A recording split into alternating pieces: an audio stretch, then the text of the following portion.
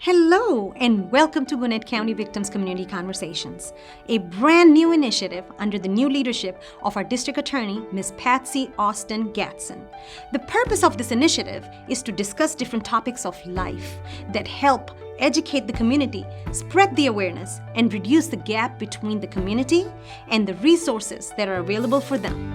I am Uzma Khan, the Director of Witness Victim Program right here in Gwinnett County District Attorney's Office. Thank you for joining us. Hello, everybody. Thank you so much for joining us today as we launch the first segment of Gwinnett County Victim Community Conversations. June is a National Safety Month. And under the light of that, we chose the topic, gun safety. Thank you so much again. I would have my panel to introduce themselves first to all our viewers. So we'll start with you. Good morning. My name is Cassandra Mosley, and I'm a member of the Gwinnett County community, and I'm here to share my story today. And I'm Brandon Delfont. I'm a Managing Assistant District Attorney for the Drug and Gang Task Force here in Gwinnett County.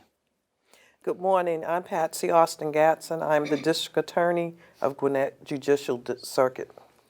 Good morning. I'm Curtis Clemens. I'm the Deputy Chief of Investigations for the District Attorney's Office. Hey, good morning. I'm Chris Ford. I'm an investigator with the District Attorney's Office. Good morning. I'm Ron Blackburn, also an investigator with the DA's office. Thank you again to all the panel members today to join us. You guys have no idea. We're very excited as we're launching this initiative. So I'm going to start with our District Attorney. You knew, Madam District Attorney, I was coming straight up first to you. So, pandemic. It will be unfair for us not to discuss pandemic as we kick this off. Our lives are turned upside down, inside out, you name it, and it affected us on every and any level. Then came vaccinations and percentage of a population being inoculated. We sort of got a second, I would say, to catch our breath. We still haven't caught it though. So we're trying to catch our breath with pandemic, a big issue, while the rise in the epidemic of gun-related crime. What is your take on that? Well, I think it's awful. I think that in our community, we really have to look at what's going on. And I do believe, again, we just are trying to come out of the COVID epidemic. I really do believe that there is a gun epidemic. And unless our community gets involved, I think each person in our community has a role to play. Because things just as simple as things you learned as a kindergartner, how to count down when you're really feeling angry about something, count to 10 before you think about taking an action or saying a word. It's just general how you deal with society, things that we have to get under control. When you think about the highway shootings and the domestic violence that has happened and just random things with even children becoming impacted by this gun violence. Totally agree. It is very serious. Yes, And we as a community have to take control and say no to that. We cannot have this to continue on because lives are being lost and lives are sacred. True. That is so true. So carrying on, moving further, Mr. Clemens, tell us the status with Gwinnett County and gun-related crimes. Well, doing some research before this show, in 2020, Gwinnett County had 48 homicides, all relating to gun violence, which is sad because every life is important. At this point, as of yesterday, we have had 23 homicides in Gwinnett County, and that is actually trending down because at this time last year we were already at 29 homicides. That's a good news. So that is good news for Gwinnett County, and Gwinnett County as a whole, in comparison to the national average, is actually a very safe county. You can find statistics, from crime mapping to a wonderful site called crimegrade.org. And you can put in whatever county or city you're living in, and they give you the stats on that. But I went directly to the source from pulling statistics from throughout Gwinnett County. The biggest problem, I think, much like the DA said, we have to come together as a community and bring awareness to not only, unfortunately, the gun violence, but gun safety. Correct. And what we can do to protect our children and our families from gun violence. Guns are serious business. It is not joke. Definitely, with the numbers as you were telling us. But good to know that it has declined a little bit. So Brendan, we move to you. You handle the cases day in, day out that are gang and gun related. So tell our viewers, when the case comes in the judicial system, how do you handle it? What is the law handling as the processes move on? And what are the processes in place? So that's I guess, can be a complex issue depending on the type of case. Generally speaking, in Georgia, a possession of a gun just by itself is not a crime. Whenever you use that in the commission of a crime, it becomes a crime. So, for instance, we have a law that says if you commit a felony and you are possessing a firearm, there is an additional 5-year potential penalty for possessing that firearm. But practically speaking, in our office and with the judges, what we see a lot of is there's a big difference between somebody who commits a crime, commits a felony or a drug offense, and they may have be distributing drugs or things like that. The way that the court systems, the judges, the parole boards treat folks like that versus folks who do the same thing and possess weapons becomes very different. And because you're escalating the potential for violence when you have a firearm.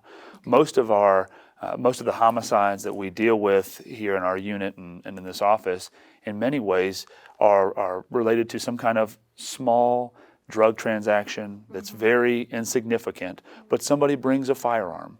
And that escalates things. And so when we have to evaluate those cases or evaluate, the individuals who are committing what may be otherwise, fairly minor crimes or things like that, but they're bringing guns and having guns present, it escalates the potential significantly for violent crime to occur.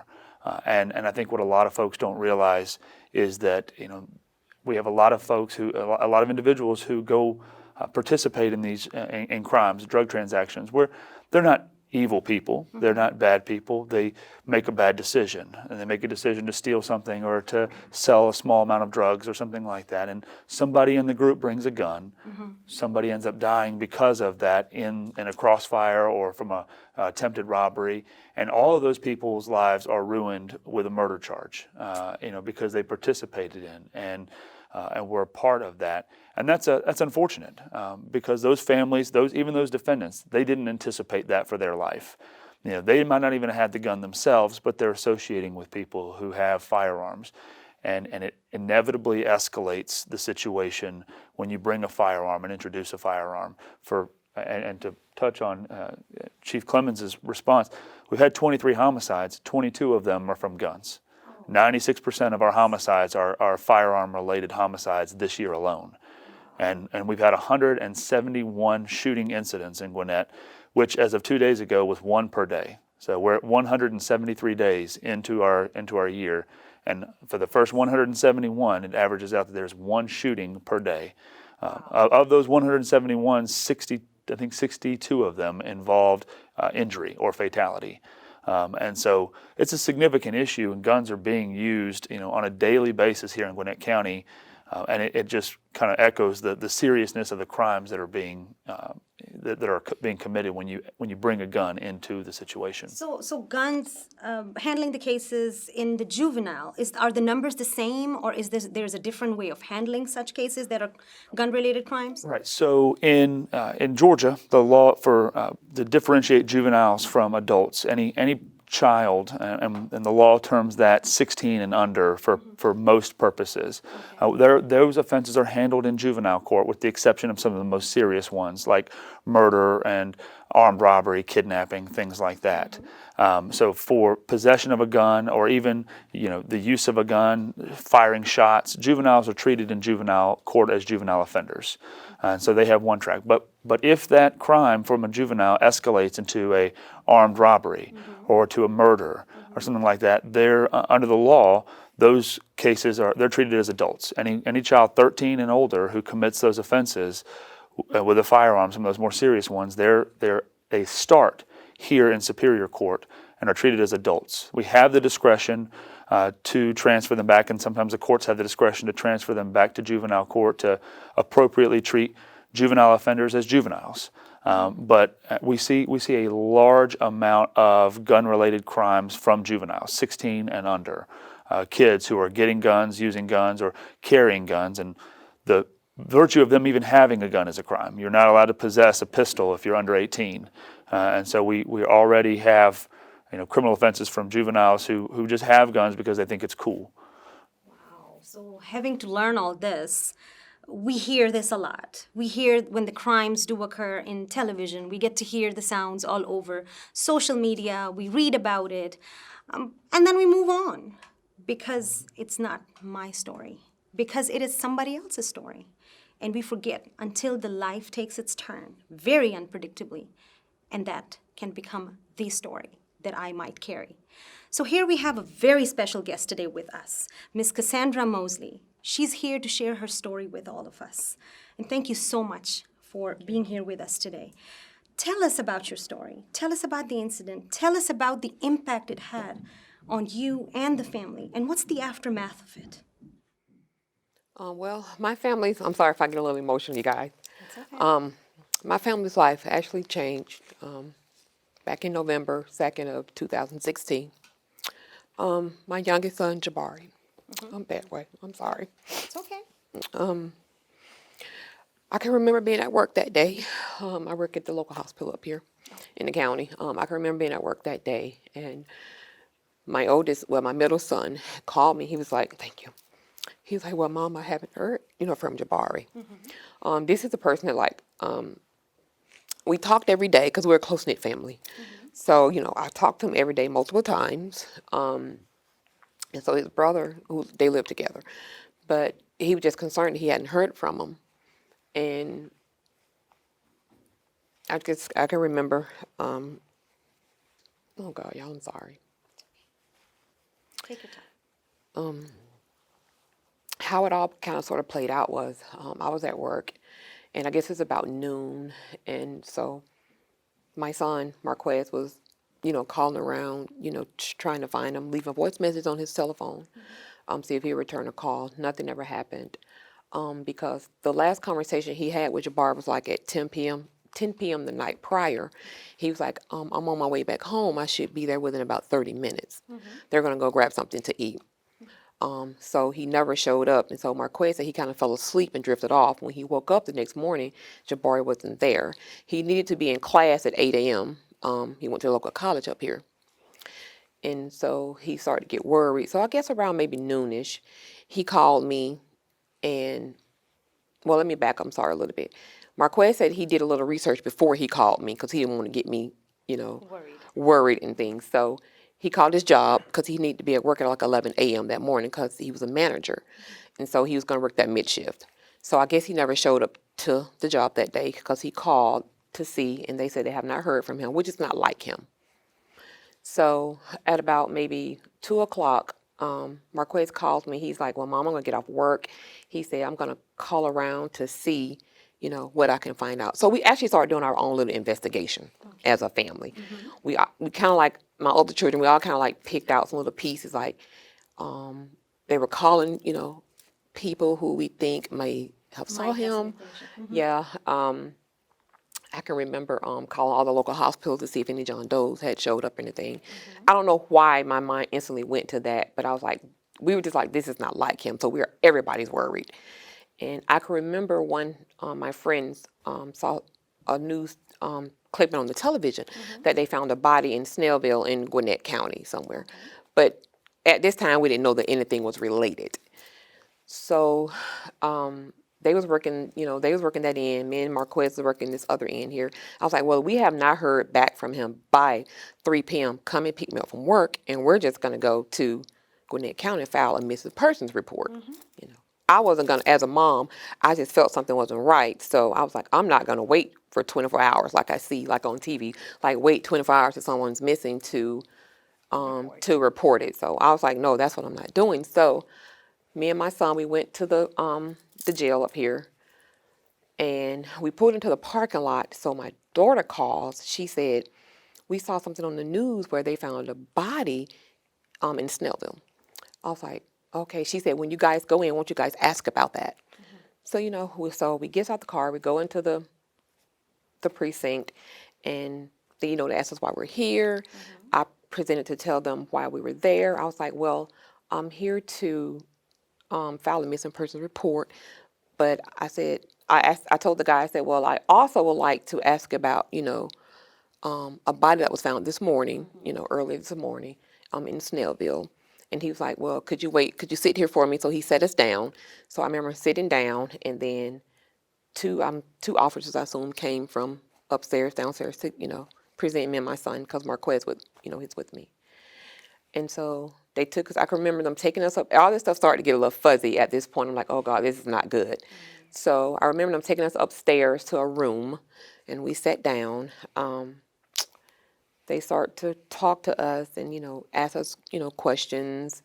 They wanted to know, like, a description. I remember they asked us about a description and any, like, tattoos, anything that could relate to that. And we told her all that. We told her our story and why we were concerned. And I remember her walking out of the room.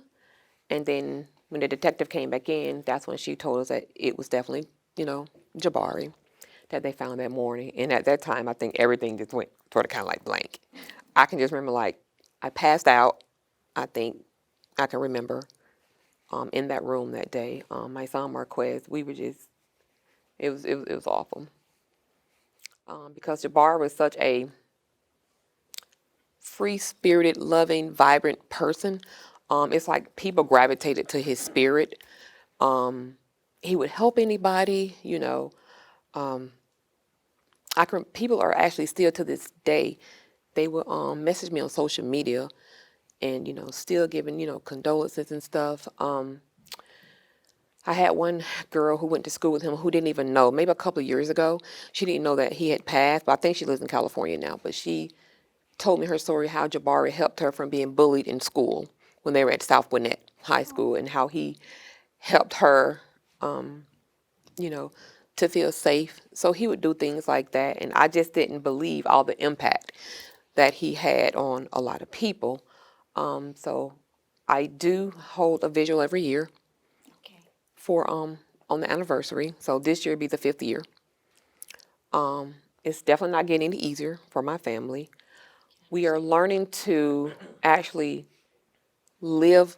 We're learning new ways to live without him by keeping his memories alive, within our hearts and our family. So we always do a balloon release for that. For his birthday, we'll always go to like a different restaurant in Atlanta to try to, because he loved to eat and try new restaurants in the city. So we will always do that. So that's another way we celebrate him. And all my family, we're grieving different. It's had a significant impact on us all the way from my mom to my sister. I have a new niece that I never, get to meet him, in his spirit. And I can say that for myself, I mean, my son's grieving a little different because that was really his best friend. They were best friends and also brothers. And so my way, that's helping me to heal, Gwinnett County's DA support group for the victims. They offer that a couple of times a year. So my mom's come with me a couple of times to it as well. But I find myself like I think they offer maybe twice a year. I know during the pandemic we had to do everything last year sort of virtual, but it was good, it helped. But talking about Jabari and telling people my story and letting them know the type of person that he was and the impact that he had on so many people that I had no clue about, until all this stuff, happened, really touched my heart. So I'm just learning to adjust. It doesn't get easy. Some days I'm having a good day, anything can trigger a memory, where I could be a little sad or depressed. But actually for me, myself, talking about it and talking about him and his spirit, it helps me to heal. And so I just pretty much just take it one day at a time. Take it as it's coming. As it's coming. It's coming. So it is real. It is for real. We do hear the stories. We do talk about the crimes. We do understand it's happening all around us. Now I will ask a question from two amazing criminal investigators here at Gwinnett County District Attorney's Office. Both of them are specialized in gun safety. They're the instructors for, help me out here a little bit. Firearm instructors. Yes, they are firearm instructors. So if one has to own a gun, many people own a gun for safety reasons. Sometimes people collect guns. They just enjoy collecting them, and they have multiple different kinds in their home, and they're storing it at their house.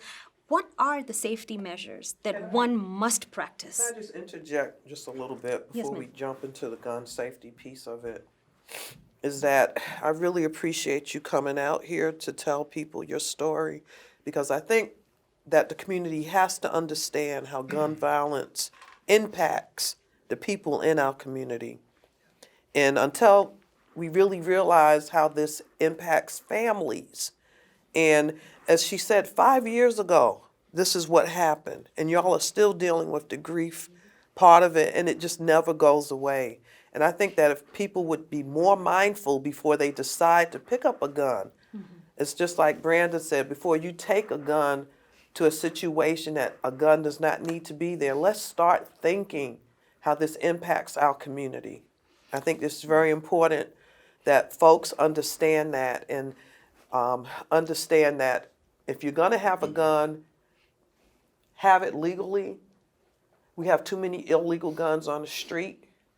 And if you have a gun, have it legally and know how to Use it. keep it safe, and keep other people safe. So if you guys can Correct. just really tell our listening public how to handle that, how to do it. Go ahead. Start with Ron. Go ahead. I think, so there are several areas you have to think about when you talk about gun safety.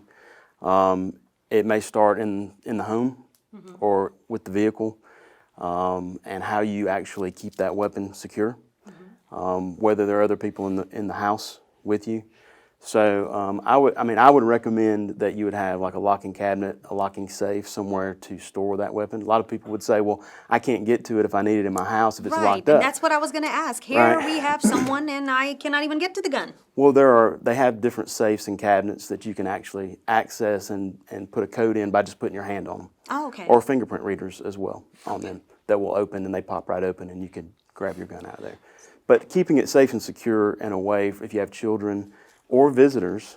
Some people live alone and they're like, well, I can just keep my gun out on the shelf here, and it's not a big deal. But if people come over and visit, they have access to that weapon as well. So access in the home, keeping it safe in the home, as well as in the vehicle, because a lot of the guns that are stolen, that are out on the streets illegally, are the ones that are taken out of vehicles.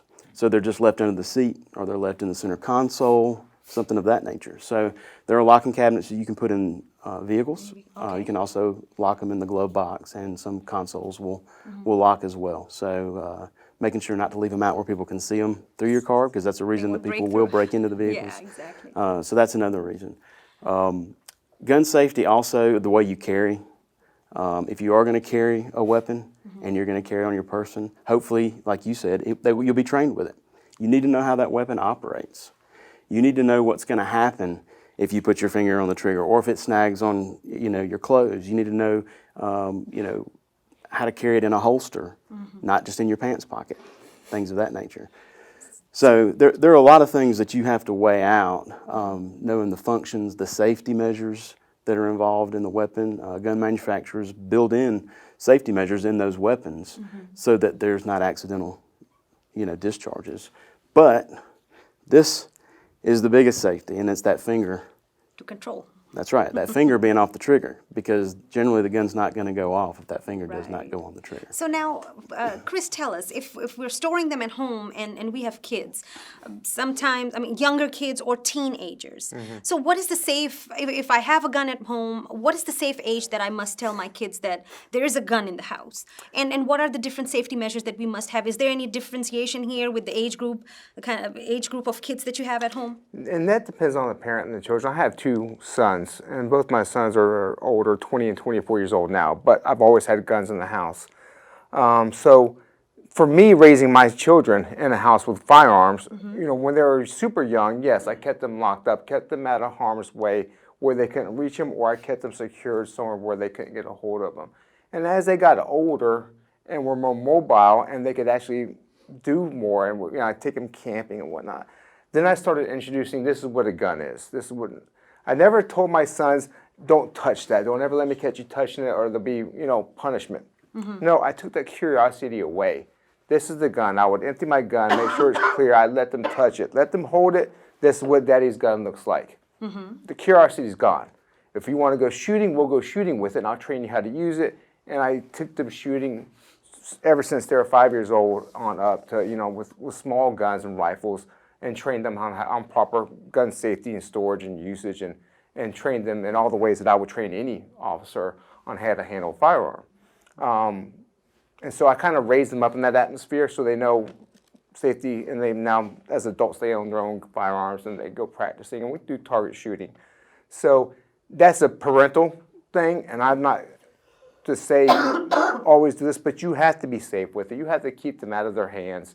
Another thing is when my kids' friends came over, right, I had to make sure they were locked up. Because I trust my kids, I don't trust other people's kids. Because I don't know them, I don't know how they're trained, right? Correct. So lock your guns up, keep them safe when their friends are over. And if I'm not home and they're having their friends over, I made sure everything was secure and locked away because I didn't want them to get a hold of a firearm. Another problem is summer's coming up, guys. Increase in car break-ins. You know, kids are out there running, just, you know, being kids and kind of getting in trouble sometimes. So we see a lot of vehicle break-ins. We see a lot of home residential burglaries in the summertime because kids are out of school. So make sure while I'm home, my firearms at home are locked up. You know, that's a big investment. I want my guns secured. I don't want to get to the hands of people that shouldn't have firearms. Keeping them out of your vehicle. When you go home at night, your firearm that you keep in your vehicle should go inside with you at all times. And so there's vehicle break-ins that happen at night. That's what kids are looking for. Guns and computers, right? They see something laying out, and that's what they're searching for. And that's where we see a lot of crimes that come from these stolen firearms. Correct. So we know there's a problem that's existing. We understand there are safety measures that must be practiced. So I'd like to end the conversation on a very positive note.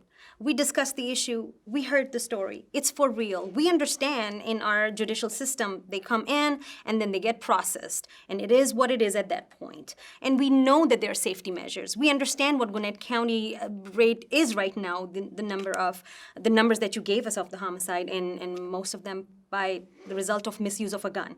So on a positive side of it, I would like to hear all of you, it's a question from all of you. What is your suggestion? What are your comments? How can we lower the number of this particular crime in our community? And we'll start with our district attorney. I was hoping you would give me a little break to think about that. That's a big one. That's a big one. I think we have to work collaboratively with all folks in our community. I think there's been a glorification, in a sense, of possessing a weapon. And it's not the weapon that keeps you safe, more or less. It's the people around you, folks that are using those weapons.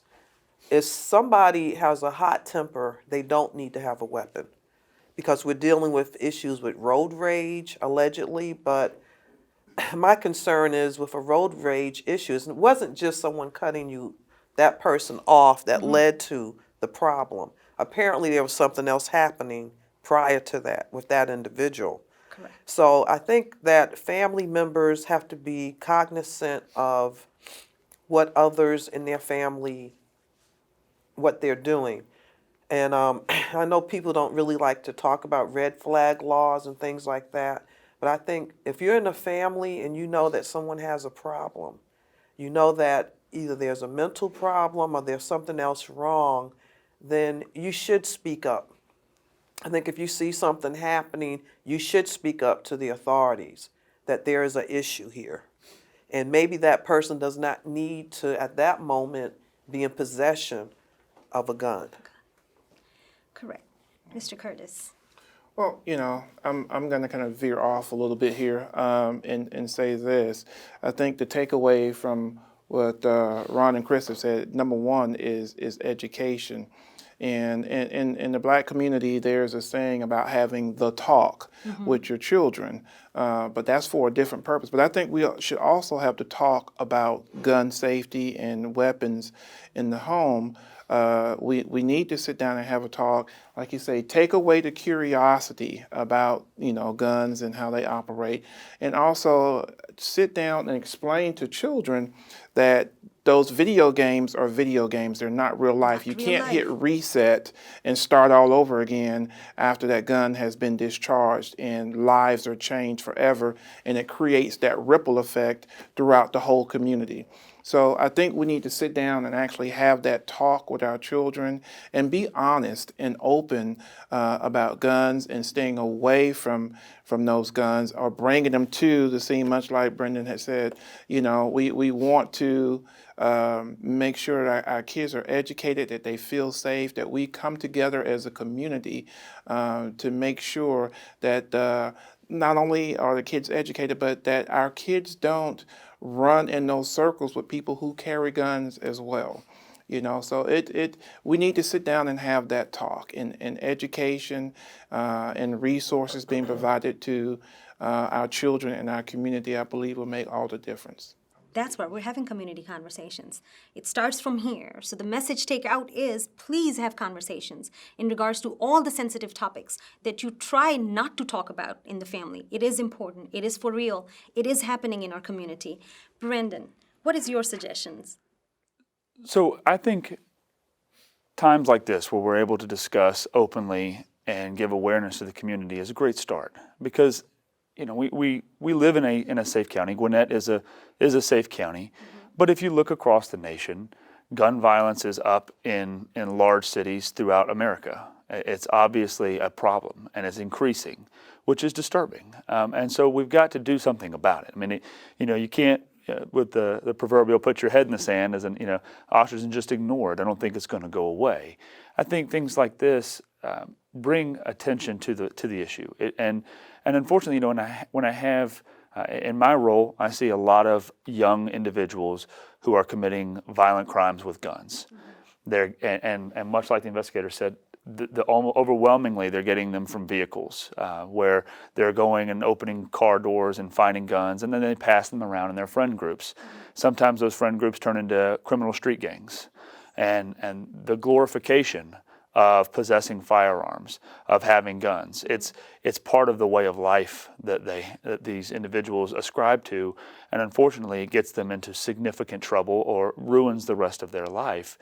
And anytime I speak to a family involving one of these individuals, almost inevitably the parents, the people close to these, to the juveniles or to the young individuals, 15 to 24 years old, they say, not my child. My child is a wonderful child. My child doesn't do these things, isn't involved in those things, and it's because they don't see that side of their child. They don't understand, so I think there's a vigilance that needs to happen amongst families, is seeing what your children are really doing and where they're at and who their friend groups are, much like Chief Clemens was saying.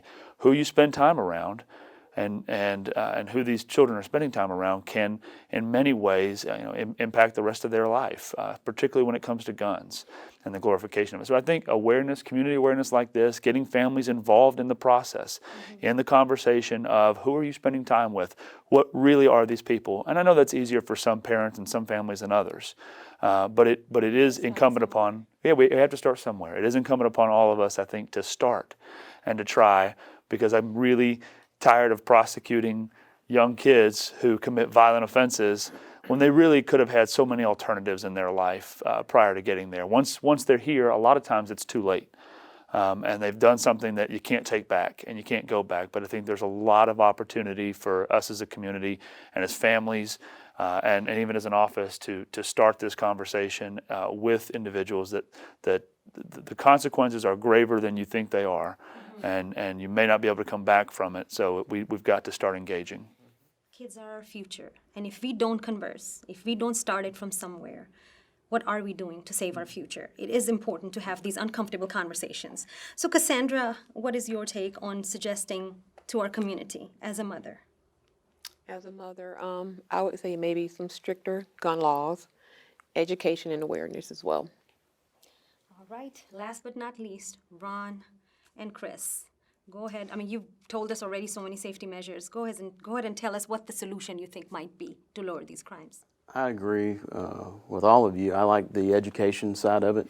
I think, to me, these days, it doesn't seem like some of the younger folks have the communication skills because it's always on phones and there's not a lot of interpersonal communication. Behind the screens. That's right, and you're going to say whatever you want to behind the screen because there's no consequences for it, correct? Correct. So maybe some kind of, as they come up, as they grow up, some training in conflict resolution. Things like that, because they don't really know how to handle situations when they're behind the screen all the time and not really talking with folks all the time. And also the finality of what it means when you fire that handgun.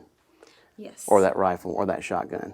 So that, like Chief Clemens said, there's no coming back after that. There's no second round or a new life after that, usually. And so they need to know that there's finality to that. It's not a video game. It's not something on their computer or their TV. I agree. I Chris? think as parents, I didn't feed my children Pop-Tarts for dinner because it's junk. Therefore, what are we allowing our children to feast their minds and their souls on? Is it junk? Is it violence? Is it something that's going to shape their minds as to so nothing shocks their conscience anymore? And that's what we're doing.